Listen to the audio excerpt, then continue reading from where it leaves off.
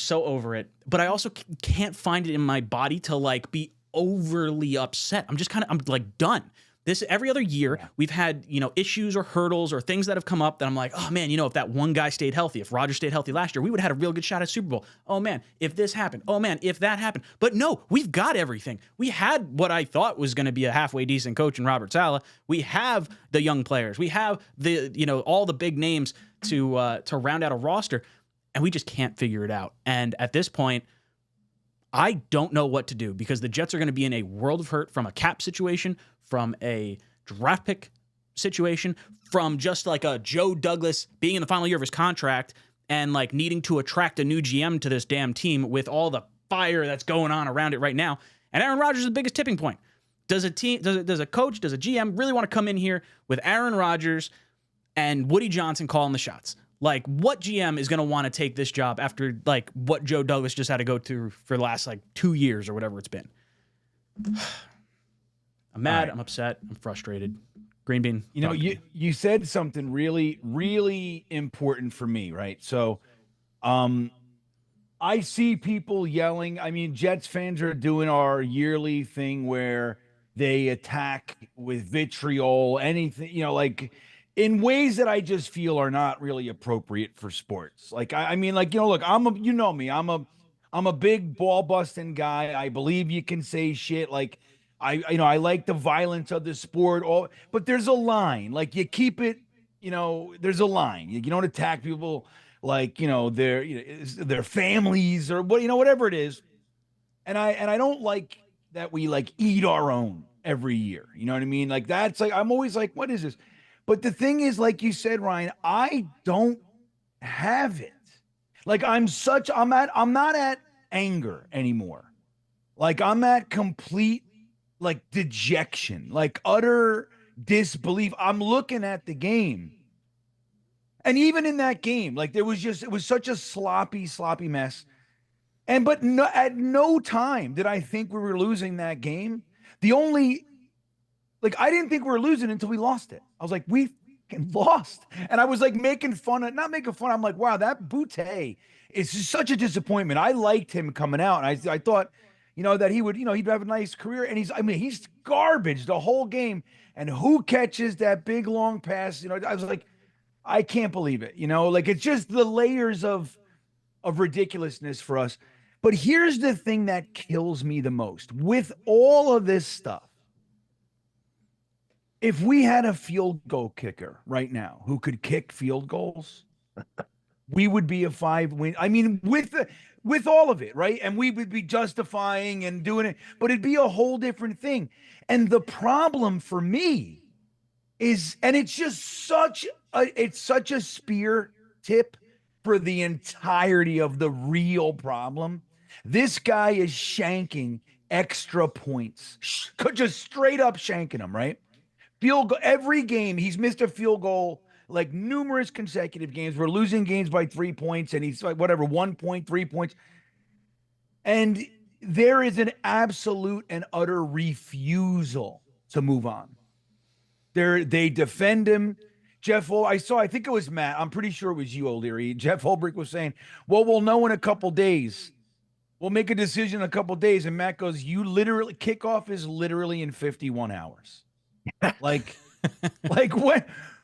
what are we talking about?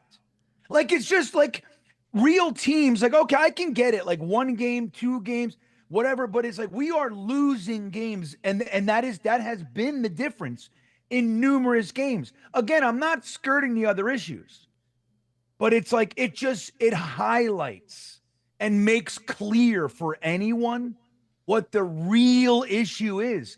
They preach things and they do not practice them. They say accountability, there is none. They say violence, there is none. We can't tackle. They say play with your ass on fire. Guys like that I love, like Quinnen Williams, and they're just there are numerous plays he just stands up. There's no continuous effort that you see from like the greats of and even the averages. You know what I mean? Like, there are guys that play with fire. We talk about it, And we don't do it. And when we do it, we follow it with a week of not doing it. Like, we've never done it consistently in this whole entire regime's lifespan here. And it's just the Greg Zuerlein thing highlights it so well for me. He is clearly not the guy that he was. It is without question. Now, maybe he can, at what point do you, it's such a glaring, obvious issue, and they will not move in another direction. And that's why everything is happening. That's why there's no adjustment with the clock shit. 3 timeouts in the first quarter. That's why there's no accountability when guys are giving up sacks, when guys are dropping passes. The only guy I remember being held responsible on this whole fucking regime is Denzel Mims. That's it. One guy. And they did it enough for him, so I guess we don't have to do it for anybody else. That's what Frankie said. We did. Mimsy took it for everybody. But it's like, I mean, I don't know what to say anymore. It's just like, am I going to yell and scream and argue on Twitter and fuck you, blah, blah? I can't. It's so the team, they do not have it in them to make the tough decisions. It's a wrap. It's a wrap. And it's sad. Matt, your thoughts?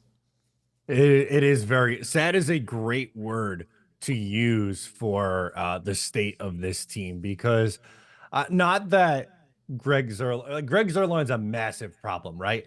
But he is not the only problem. I'm not saying the Jets are 2-6 because of the kicker. That's ridiculous, and that's completely unfair. But it's almost like a personification of what the problem is. They wait too long for something that is obviously not working to make some sort of change.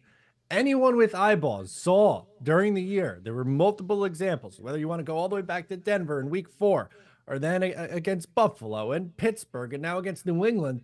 And it's Tuesday. They played Sunday at 1 o'clock, and it's Tuesday night, and they're still going, we need another day to trot out 4 kickers at MetLife Stadium, have them, bat the ball around a few times before we know if we're good with Greg Zuerlein coming back or not. He's hitting at 60% this year. 60. That's an absurd number. League average is like 89.5, and he's at 60%. By far, I think 33 kickers have attempted. He's 33rd.